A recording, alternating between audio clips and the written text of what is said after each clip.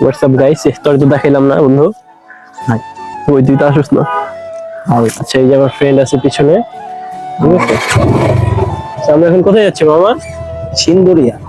সিঙ্গুরিয়া। দেখছো দেখছো? আচ্ছা, এই সিন্দুরিয়ার নামটা রাখার রিজনটা কি? সিন্দুরিয়া আমি তো জানি না মামা, হয়তো বা সিন্ধু নদীর পাশে অবস্থিত তাই সিন্দুরি। এখানে কি সিন্ধু নদী? নদীর মতো, পাকিস্তান। মানে নদীর মতো একটা কিছু আছে। সিন্ধু সভ্যতা তো সেই পাকিস্তান মামা। পাকিস্তানে ঠিক আছে, বাট পাকিস্তানে কিছু অংশ বাংলাদেশে ছাইড়া গেছিল তো, এটার জন্য। যারা ওই যে রাজাকার রাজাকার আছে না, ও, তার মানে সব রাজাকারের বাচ্চারা এখানে আছে? না না না, এইগুলো বলা যাবে না। আমার রাজাকারের বাচ্চা আছে মানে এটা তুমি কিভাবে বলবো? আমি বলতেছিলাম রাজাকাররা রাইখে গেছে এখানে, বুঝছো? আই থিঙ্ক এটা হচ্ছে আগে মনে হয় এখানে হিন্দুরা বসবাস করতো। হইতে পারে, এটার জন্য কোনো এখানে কোনো নদী এর কোনো ফ্যাক্ট না।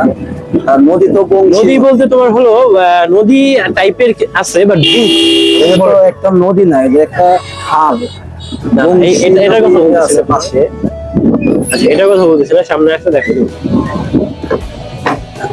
সো আমাদের দর্শকরা কেমন আছে এটা তো জানা হইল। কেমন আছেন আপনারা কমেন্ট করে জানাবেন, ঠিক আছে?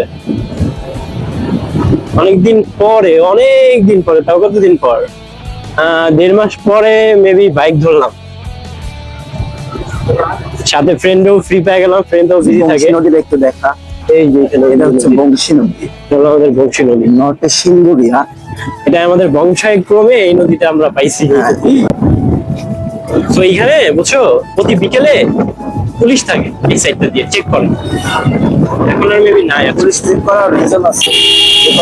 এখানে ওই যে বাইদারা বসবাস করে, তো ওরা আবার মাদক ডিলার, ম্যাক্সিমাম মাদক সেল করে।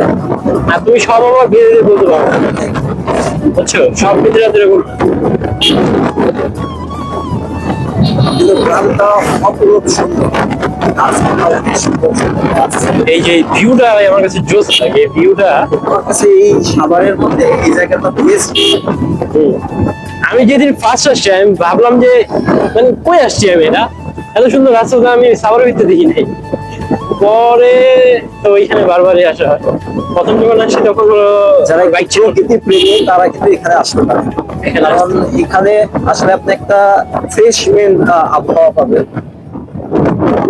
কিন্তু ফ্রেশমেন্ট যে আবহাওয়া বললাম, ওই সামনে গিয়ে দেখো কি অবস্থা, মানুষ দিয়ে ভরা।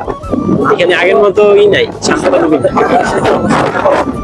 আমাদের আয়তন অনুযায়ী বাংলাদেশের জনসংখ্যার প্রয়োজন ছিল 5 কোটি, সেখানে হয়ে গেছে 18 কোটি, অনেক বেশি।